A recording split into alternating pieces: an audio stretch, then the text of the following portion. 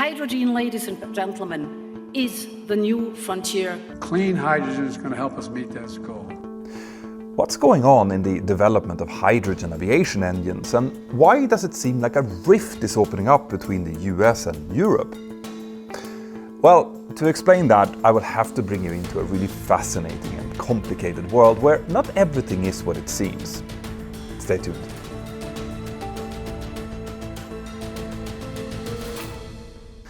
The decarbonization of the aviation industry remains a really hotly debated topic. The industry aims to develop a path towards a net zero carbon footprint by the year of 2050, and while that might sound like it's a long way into the future, it really isn't. Obviously, for that to be possible, we need new technologies that will be both mature and practical enough by 2050, but that's only one part of the problem. You see, an airliner that is entering service right now will very likely still be in service in 2050 because that's just how long the life cycle of a normal aircraft is. So this means that new aircraft technologies are not enough. We also need to have a concrete game plan that will allow us to start decarbonizing our current aircraft as well for this to work.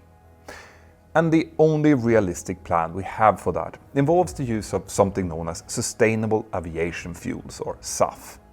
Now, as I have explained in previous videos, the composition of these fuels is actually very close to the aviation fuels that we are already using today. And that's really good news, because it means that current jet engines are already compatible with these fuels. But there is a catch here. Whilst the engines themselves may be compatible, that doesn't mean that we could actually constantly burn 100% of SAF in our current engines. You see, the problem isn't really the engines themselves. Instead, it's the whole fuel system. Now, I have made a video explaining this in detail, but the gist of it is that sustainable aviation fuels contains much fewer aromatic hydrocarbons, or soot in other words, than normal jet fuel does. Now, in many ways, that reduction is a really good thing, because it means that under the right conditions, SAF fuels could generate 50 to 70% fewer contrails, for example. Now, contrails are obviously just water, but soot acts as kind of a catalyst that enables water to condensate onto the droplets that forms these contrails. And since contrails can effectively trap heat in the atmosphere, reducing them potentially helps fighting climate change. But these aromatic hydrocarbons also serves a very important role in our current aircraft. You see, it turns out that many parts in the fuel system, like the rubber seals in fuel tanks and pipes, actually need these aromatics in order to stay soft and maintain their sealing properties over time. And that means that while burning 100% SAF would probably work okay on an aircraft if we did it from time to time, in practice, regulators today will only allow commercial flights to run on fuel with a maximum of 50% SAF. The rest have to be regular old jet fuel. But obviously, this is not an impossible problem to solve. Designing new kinds of rubber seals is doable, and both Boeing and Airbus have committed to both developing and certifying such upgrades for their existing aircraft to allow them to operate safely with 100% SAF by the year 2030. Now, at this point, I know that some of you are looking at the title of this video and wondering, well, if sustainable aviation fuels are an option, and if making them fully compatible with the aircraft that we fly today is just a matter of changing a few seals, then why would we even bother with hydrogen? Well, the answer to that has to do with how we get SAF today and how we can scale it up in the future. Because frankly, sourcing SAF today in any kind of volume is so difficult that in practice we're nowhere near that 50% maximum limit that I mentioned before. Here, it is probably worth clarifying what makes sustainable aviation fuel sustainable. In other words, how these fuels differ from other kinds of biofuels. Well, basically, the simple rule is that the creation of SAF should not compete with normal food production. This means that SAF manufacturers should not use prime agricultural land or food crops as SAF feedstock unless SAF is made by the use of waste products in food production. SAF production also shouldn't compete with food production when it comes to the availability of water, and there are more restrictions to help with land conservation efforts as well. This is one reason why scaling up SAF production is so challenging, especially to the enormous volumes that the aviation industry needs. finding enough source material to make this stuff is just very hard. For example, it is possible to make SAF from used cooking oils from deep fat fryers, but even if we all collectively would decide to live only off deep fried everything, we still wouldn't be able to generate enough SAF that way. And if we tried, we would then have to work out how to gather all of that used cooking oil, transport it somewhere where it can be processed in volume and do so profitably. Now, fuel companies are coming up with more and more ways of creating SAF, for example by processing landfill materials, algae and an increasing variety of other feedstocks. But they always run into the same problem. Coming up with a way to scale up these processes involves creating completely new supply chains, and doing this persistently and sustainably isn't easy. And then we come to the cost of sustainable aviation fuels. Now, this currently varies wildly from place to place and depending on the method used to make the SAF, but as a rough guide, SAF is currently at least 2 to 2.5 times more expensive than conventional jet fuel.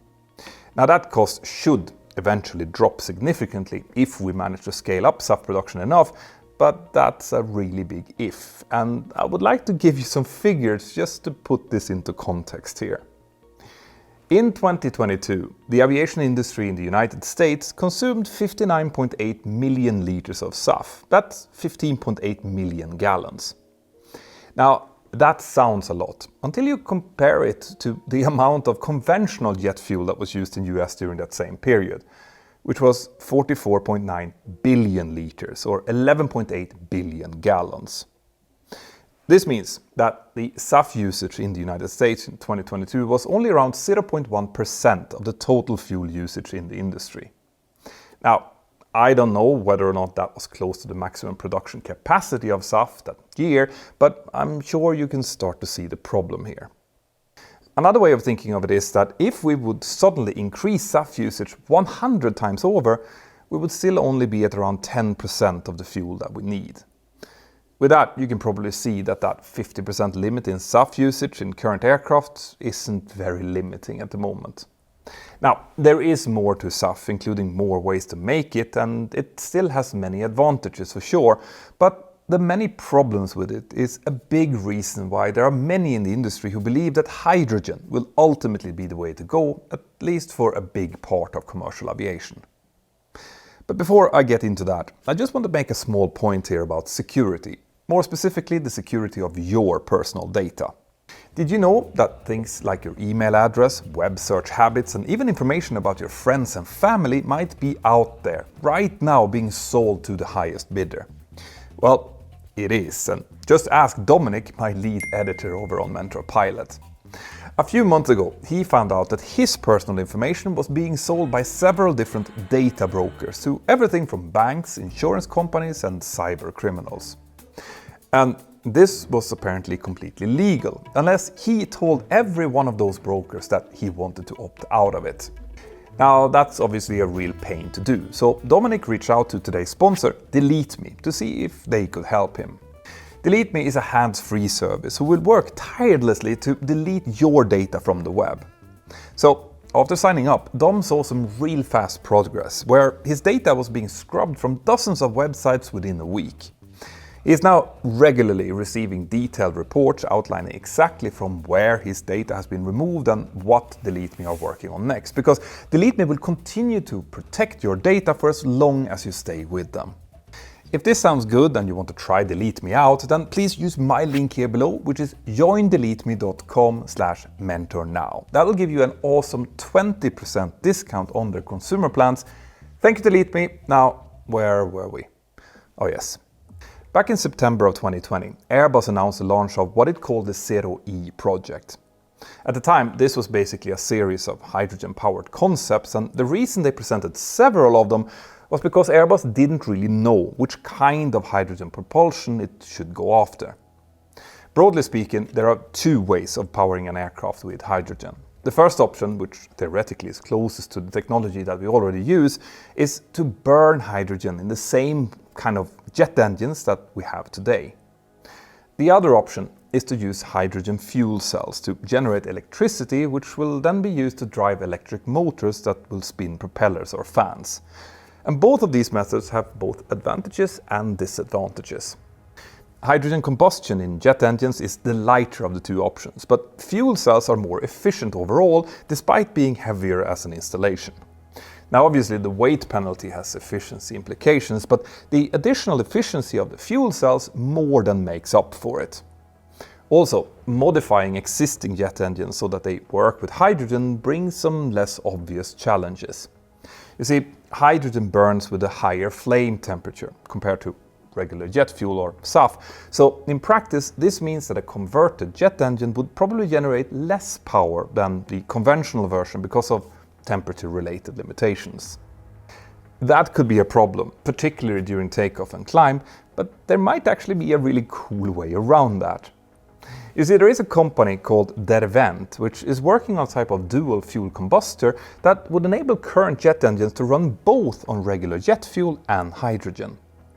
The idea there would be to use jet fuel during takeoff and climb when the aircraft needs higher power settings, as well as during landing in case of a go-around. And the aircraft would then switch over to hydrogen in cruise where lower power settings could do the job. Kind of like how a hybrid car works today. Dervent believes that it will even be possible to adapt an existing aircraft, like an Airbus A320neo, with cylindrical tanks under the wings to hold the liquid hydrogen.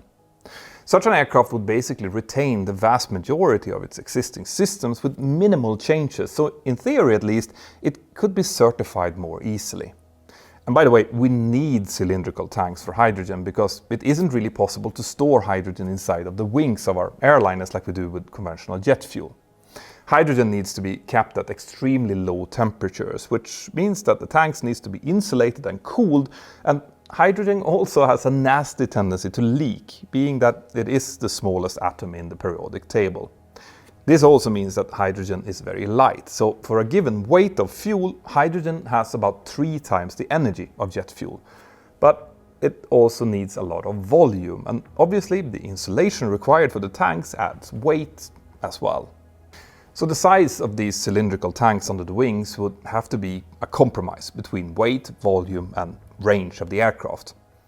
The available hydrogen on board would only be enough for a relatively short flight, but that's not necessarily a problem.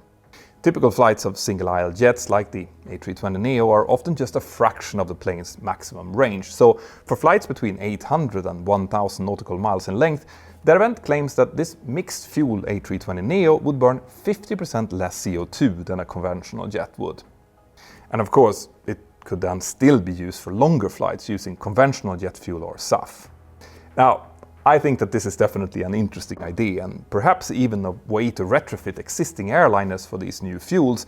And if it can be introduced more quickly than other hydrogen projects, this could be a good way to kickstart hydrogen supply at airports, which is another issue I'll get back to soon. But a modified Airbus A320neo that can also burn hydrogen is not really what Airbus promised with its zeroe project. Instead, that project is meant to introduce an all-new aircraft, and from the start, Airbus aimed to bring that first all-hydrogen airliner into service by around 2035. At least that's what Airbus wanted in 2020, and as far as I can see on their website, 2035 still remains the target. But is that really realistic? Well, that's where things get a bit more complicated, because at some point Airbus needs to commit to a method of hydrogen propulsion, either hydrogen combustion or fuel cells. Back in March this year, Airbus stated that it aimed to make a decision on which method to go for by 2026 or 2027 at the latest, which would give them around 8 to 9 years to develop that new jet, and frankly, that's cutting it a bit tight in my view. I have covered the pace of aircraft development in recent videos, and despite all of our technological innovations in the industry, development time is actually going up, not down. So I'm not sure an 8-year development cycle for an aircraft that uses an entirely new type of fuel is even possible, but maybe I'm wrong.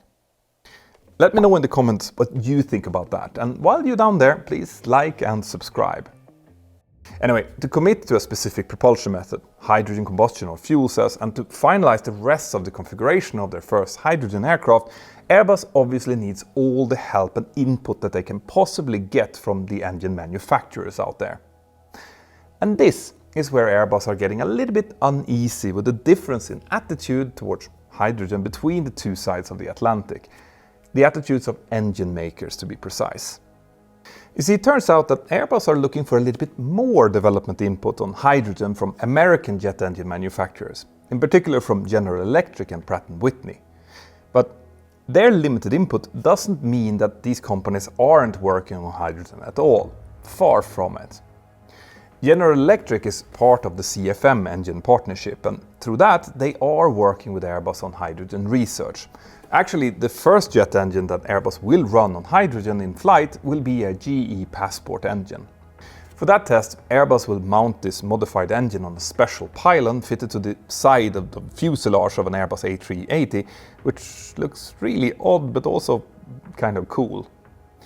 Pratt & Whitney is also doing some research on hydrogen propulsion, specifically to make hydrogen combustion much more efficient, by recovering and reusing water that is produced as the engine runs. This has to do with clever ways of managing the heat in these engines. Remember, hydrogen is stored in cryogenic temperatures and then heated before it enters the engine, so there is a lot of energy to be lost and gained in managing this process well. Pratt & Whitney calls this project the Hydrogen Steam Injected Intercooled Turbine Engine, or HySite, and if you want to learn more about that, as always, I suggest that you check out Björn Färm over at Liam News. But if Pratt & Whitney and General Electric are doing this, then why is Airbus kicking up a fuss? Well, the reality is that even with this work, the two American companies are doing only a fraction of the work that European companies like Safran, Rolls-Royce, MTU and other entities are doing. And this doesn't seem to be a coincidence. As I'm sure many of you have guessed, the difference in hydrogen research between Europe and the United States has a lot to do with differences in investment and funding from governments and national institutions. Now, I know that can be a bit of a touchy subject for some, but to be clear, one way or another, public investments on new fuels for the industry will be absolutely necessary. The reason I made such a long introduction talking about sustainable aviation fuels in this video is because many in the United States see SAF as a far more realistic way of decarbonizing aviation. But the reality is that this is kind of a false dilemma. Not only do we need more spending in both SAF and hydrogen, since our 2050 net zero carbon goal is beginning to look very shaky, we also have to think about the cost of the fuel itself. Hydrogen, made using renewable energy, which is often called green hydrogen, is not very cheap to produce today. But it is cheaper than sustainable aviation fuels and will be a lot easier to scale up. After all, hydrogen is the most abundant element in our universe. So, if in the long term we know that hydrogen is going to be considerably cheaper than SAF to produce in volume, does it actually make sense to spend more funding on SAF, the more expensive fuel? Well, there are three main reasons why Airbus wants American engine makers to do more on hydrogen. Firstly, beyond the considerable work required to develop the actual aircraft, there are also challenges in adoption of hydrogen as a fuel, which go far beyond that. You see, aircraft can't use hydrogen unless the fuel is widely available at airports, and Airbus has been pursuing agreements with a lot of airports around Europe, the United States, Canada and elsewhere for this very reason. But airports obviously can't sign on for this without government support. Secondly, Airbus wants General Electric and Pratt & Whitney to up their game because they basically want more options to choose from beyond Rolls-Royce, Safran and MTU. Rolls-Royce has done a lot of development work on hydrogen, including engine testing on the ground, but it is always a good idea to have more talent at hand, especially if one or more companies would change priorities. For example, Rolls-Royce recently decided to shut down their electrical propulsion arm and concentrate on their core activities after having faced some hard financial times during the pandemic. And thirdly, Airbus also believed that there is geopolitical dimensions to all of this. China has its own net zero emission targets, with 2060 as the goal instead of 2050, and hydrogen will inevitably be part of these plans. Now, there's obviously a lot more to cover here. For example, some analysts argue that the cost of sustainable aviation fuels would be easier for the airlines to absorb in the long run than what other studies on the topic suggest, but it will take time. Analysts like PricewaterhouseCoopers don't expect SAF to get significantly cheaper before the year 2040, for example. Now, one of the more promising ways to scale up SAF production is by using carbon capture from the atmosphere, which is something called synthetic SAF or eSAF. But one of the steps in creating this fuel is generating hydrogen, which tells you a little bit about how the cost of this method compares with the cost of just making green hydrogen. Finally, I should add that Airbus believes that it's not just commercial aviation that will ultimately embrace hydrogen. Other vehicles could end up using it as fuel as well, and generating green hydrogen could become a widespread way to take advantage of excess capacity in solar power installations, for example. But even though hydrogen is more difficult to use in aviation than sustainable aviation fuels, the broader challenge, the generation, transportation and storage of hydrogen, could be even harder still. Ultimately, that I think is why Airbus is getting quite anxious right now. They want to see the creation of the hydrogen supply chain process start, preferably before they even launch their first real ZeroE aircraft, which is something that I completely understand. So what do you think? How soon are we really going to see airliners running on hydrogen, or do you think that it will even happen? Let me know in the comments here below, or join my Discord server and discuss it over there. And did you, by the way, know that me and one of my best friends, Ben, have created a virtual Boeing 737 type rating course? Well, we have, and in it, over the course of more than 10 hours, we explain in detail exactly how we operate the Boeing 737, and it is perfect for anyone with a home simulator or someone who's just interested in aviation. If you want to check it out, then use this QR code up here or go to virtual737course.com. Now, check out these videos next and have an absolutely fantastic day. Bye-bye.